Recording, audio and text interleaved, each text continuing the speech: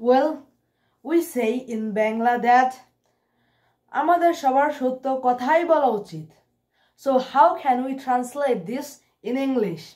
So let's learn that today. We can use might as well for making the sentence. So let's make it. We might as well speak the truth. আমাদের প্রত্যেকের সত্যি কথাই বলা উচিত.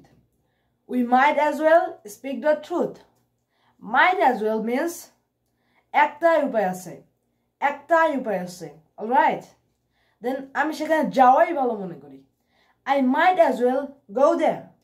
I might as well go there. Another example is আমাদের প্রত্যেকেরই উচিত প্রতিদিন at least 5টি করে নতুন শব্দ শেখা. We might as well learn at least 5 new words daily. We might as well learn at least 5 new words daily. আমাদের প্রত্যেকেরই উচিত প্রতিদিন 5টি করে নতুন শব্দ শেখা. So that's all for today. I hope you got it clearly. Thanks a million for watching this video. I'll be back soon inshallah with a fantastic video. Till then, stay well, stay safe.